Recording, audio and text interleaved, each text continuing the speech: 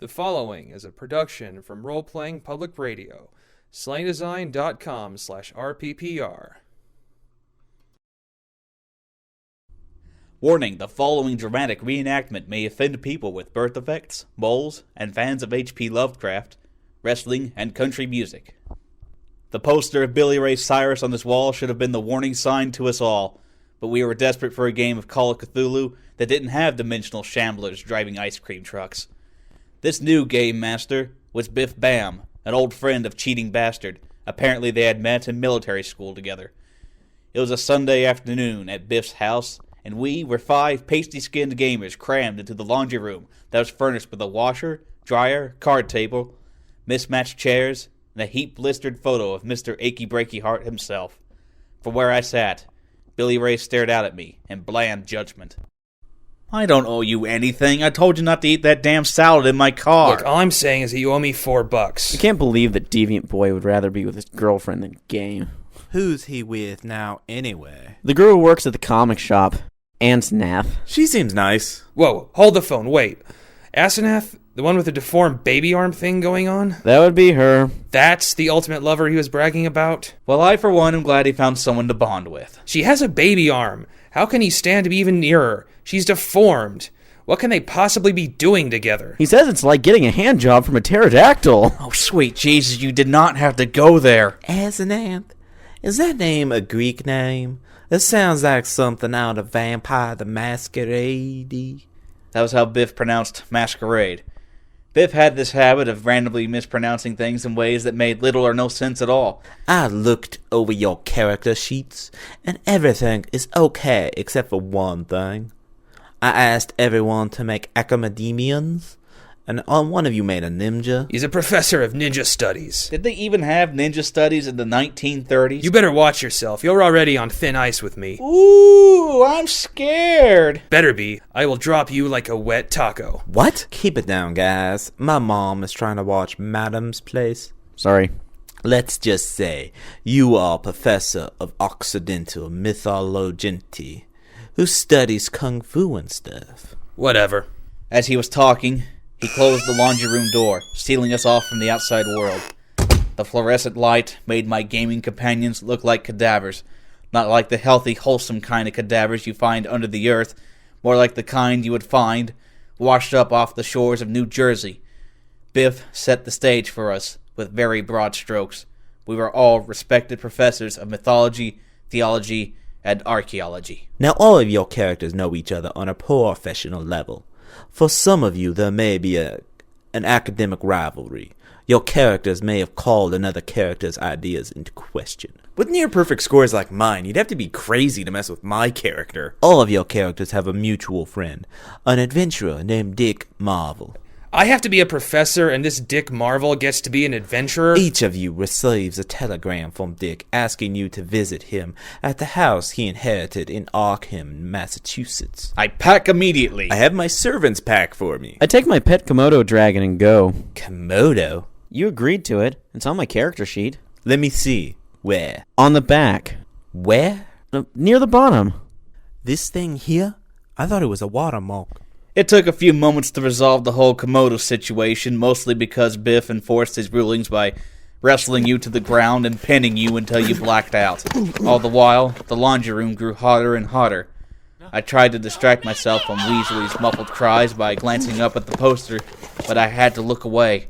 Was it my imagination, or had his expression changed? So all of you reached Dick Marvel's great-uncle's Arthur's manor on the same dark and stormy night. Not me. I keep away from everyone else. I get a motel room in town and barricade myself in. Why? Because they're my rivals. How do I know this isn't all some setup to get rid of me? Our characters are academic rivals. Stress on academic. I'm role-playing. My character is a very stressed person. No one respects the field of applied ninja studies. Is his character losing sanity points already? He's losing them in real life. I'll be running the whole sanity porn thing a little differently, just so you know.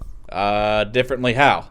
Well, The whole sanity rules thing don't make a whole lot of sense to me. It seems easy enough. You see something scary, you roll your sanity. I rarely fail my sanity rolls. See, that's the problem. The whole sanity thing is based on fear more than anything else, and real men have no fear. Everyone is scared of something. That's what they tell the wusses. He means you wuss. So, in my game, your sanity stat measures your manliness. The less sanity pence you have, the more gay you are. You're kidding, right? There was a muffled shouting and screeching from the other room. Biff paled a bit and excused himself from the laundry room. He made sure to close the door behind him. We stared at each other across the peeling card table and tried to make out what was being said behind the warped plywood door.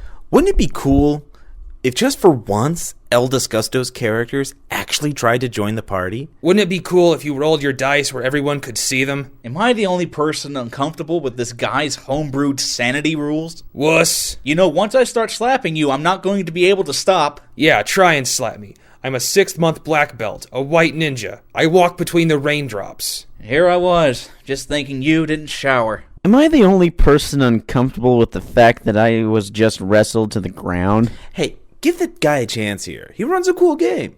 And Dick Marvel is an awesome NPC. He was strangling me. Sorry, this whole thing is a tad weird. Like I'm sure the opinion of some failed writer matters. I still can't feel my fingertips. What?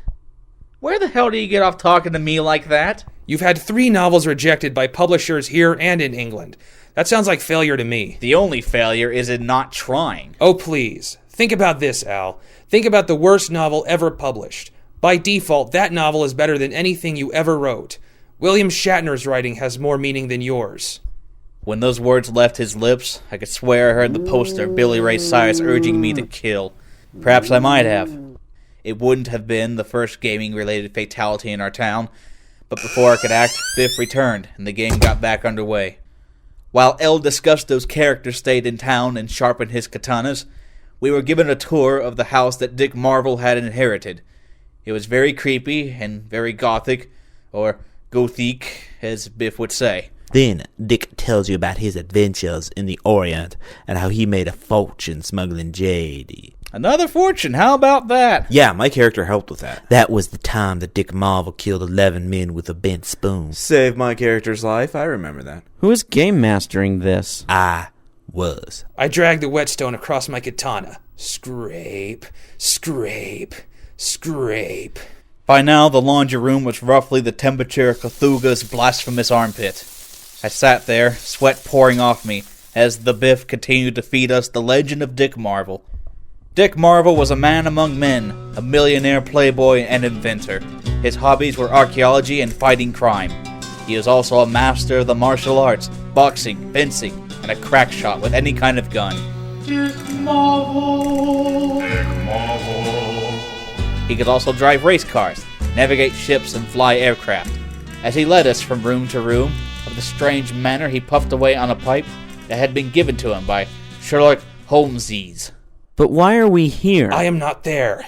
Scrape, scrape. Yes, what can we do for the great man? He has found in the basement a strange old library full of occult books. Only you folk. I'm not there. Scrape, scrape.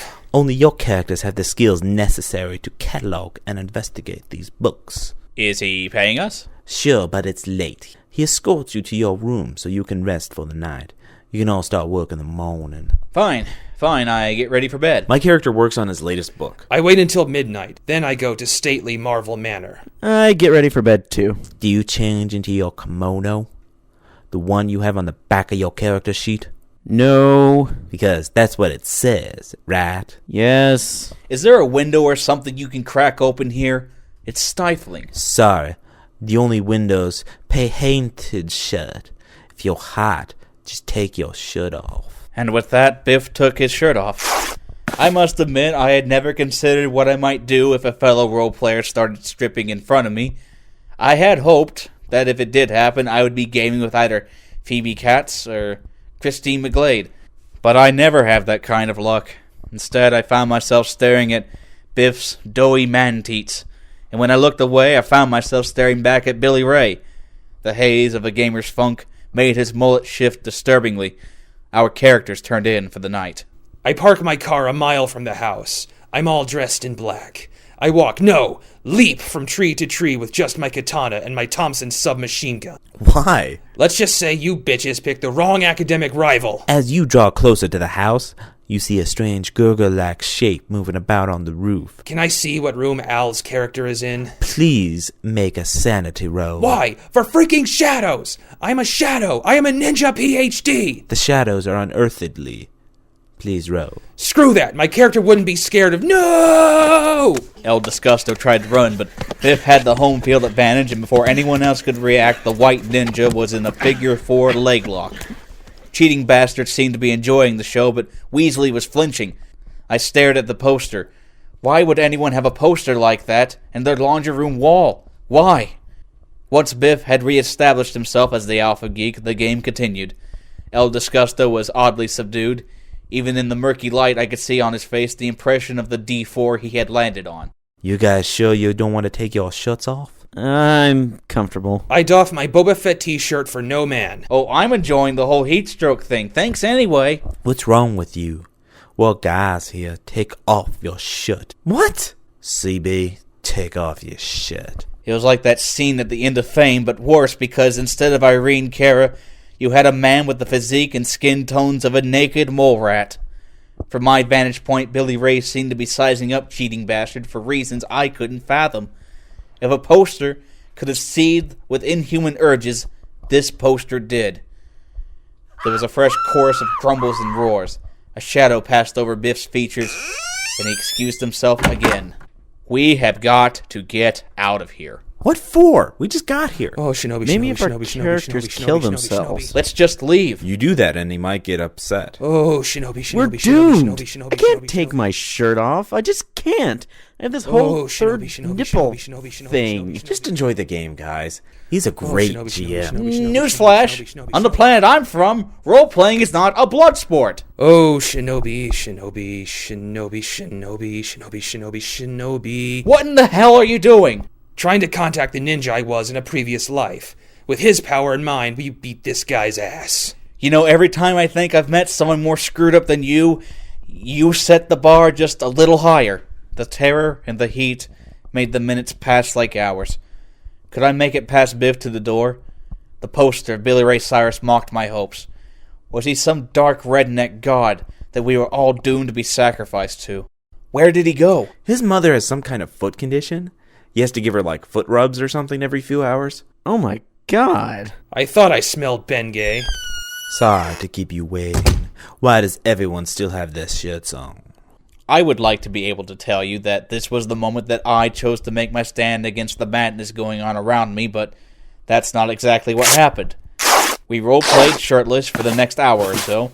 Our characters were woken by the sound of night gaunts throwing a certain fully accredited ninja through the front window. Dick Marvel appeared, and we found ourselves under siege. None of the weapons we had, ninja or otherwise, were at all effective. Our characters barricaded themselves in the library and began desperately reading spell books in the hopes of some way they might save themselves. You failed your sanity roll again. Oh no. Okay, now your character not only has a limp wrist, which gives him a dexterity modifier, but he now speaks with a lisp. Okay. You better be lisping when you talk. Got it? Yes.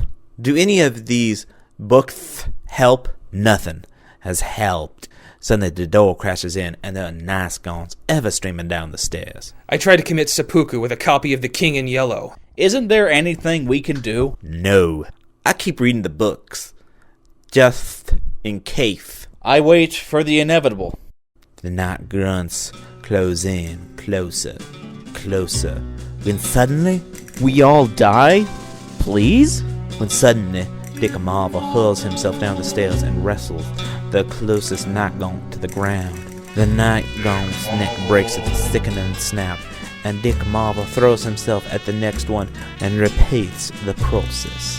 Doth he kill all of them? Yes, he breaks all the necks. You're safe. Hooray. Wait a minute. Guns and katanas can't scratch these things, but their necks snap like twigs. Not my fault none of you thought to do that. That was it. I was on my feet. This is a load of bullshit. You don't know the first thing about Call of Cthulhu, and you sure as hell have no idea how to run a role-playing game if you think our idea of a good time is being your pet character's fucking entourage. Cheating bastard gasped with horror. Weasley crawled under the desk. El Disgusto soiled himself for reasons that could only be his own. I was already running for the door to the laundry room when I felt meaty hands grabbing hold of me and dragging me down. My vision began to go black. The last thing I saw was the poster of Billy Ray Cyrus, and in that last moment I realized that, when it came to horror gaming, I didn't know dick.